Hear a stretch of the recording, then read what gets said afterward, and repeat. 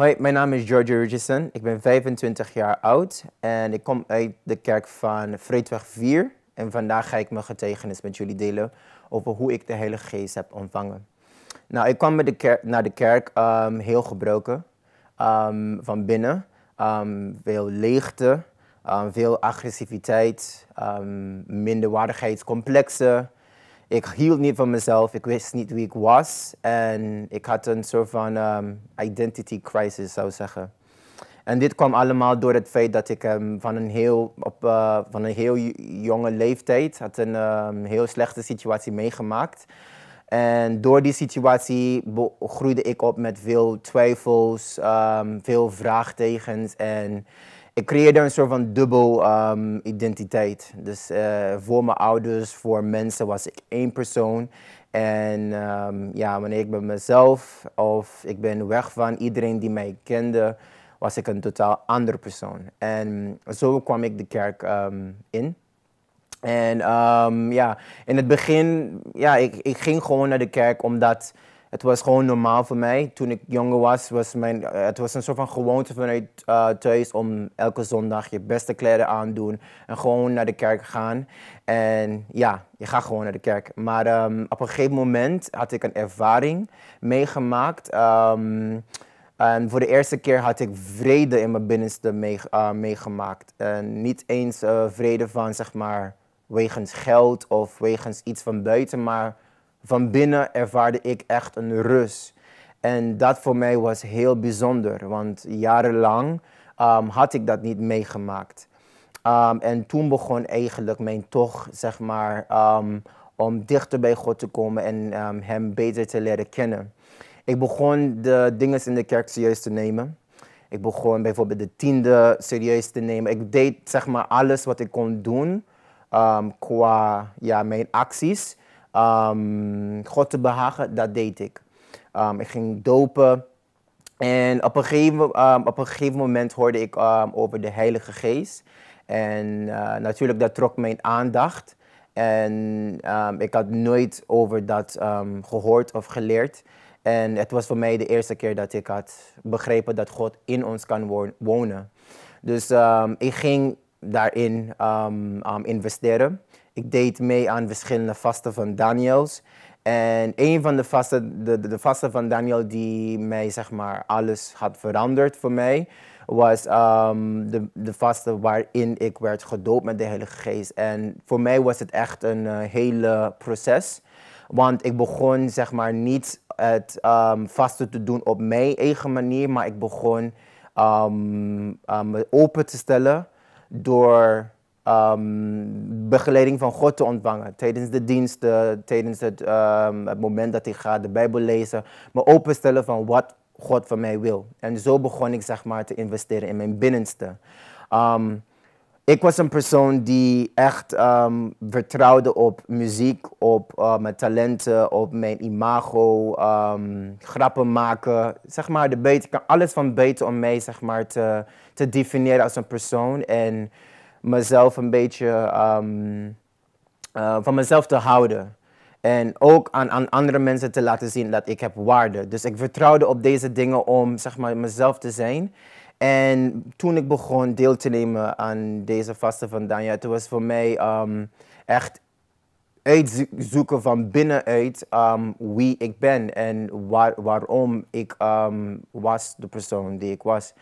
En zo ontdekte ik dat ik had heel veel twijfels in mijn binnenste, heel veel minderwaardigheidscomplexen en dat ik niet van mezelf hield. En dit hield mij tegen om dichter bij God te komen en echt zijn geest te ontvangen. Dus in de eerste week begon ik daarin te investeren. Ik begon de twijfels aan God te geven. Ik begon naar mezelf te kijken vanuit zijn perspectief. Ik gebruikte het woord van God als richtlijn om mijn dagen doorheen te gaan. Stel als ik een situatie zou meemaken op school of tijdens mijn stage, ik gebruikte het woord van God als een soort van comfort voor mezelf of begeleiding van hoe ik zou de situatie aanpakken. En zo ontwikkeld er een soort van echt intieme relatie met God. En zodoende ging ik verder met de vasten. En ik kan nooit vergeten, in de tweede week van de vasten was het voor mij heel moeilijk. Want ik begon echt heel veel negatieve gedachten te krijgen. Twijfels, slechte gedachten, vieze gedachten. Ik werd gebombardeerd, zeg maar, met negativiteit. En dat was voor mij heel moeilijk om mee om te gaan. Maar dat bracht me echt dichter bij God. Want ik koos om niet op te geven met de vasten. Ik koos niet op te geven met dichter bij God te komen. En ik blijf pushen. Ik deed voorstellen om heel vroeg in de ochtend op te staan. Zeg maar 5 uur, 6 uur naar de park gaan en daar God zoeken. Zonder afleidingen. Heel laat in de avond God zoeken. Ik zette mezelf echt intensief in die dagen. En ik kan nooit vergeten, ik kwam naar huis van school en de eerste ding dat ik zou doen, natuurlijk, weet je, je komt naar huis, je doucht en alles, maar ik ging echt tijd spenderen in de Bijbel lezen en God beter te leren kennen en een nieuwe identiteit en een nieuwe karakter te ontwikkelen. En naarmate dat hele week, 2 weken in de vasten, begon ik dichter bij God te komen. Begon ik de veranderingen in mezelf te zien, maar ik ontving nog niet de Heilige Geest. En in de laatste week van de vasten, dat was tijdens een nachtwaken, ik had zoveel mooie ervaringen met God, dat ik wou niet meer vertrouwen op een gevoel van rust of vrede of van, weet je, liefde. Ik wou echt zekerheid hebben. En zo kwam ik de nachtwaken in. En ik vergeet het nooit, ik was aan het bidden, ik was de Heilige Geest aan het zoeken. En de pastoor kwam en hij legde zijn hand op mij. En ik kan niet precies herinneren wat hij zei. Maar wat ik kon begrijpen uit wat hij zei in zijn gebed was, waarom twijfel je?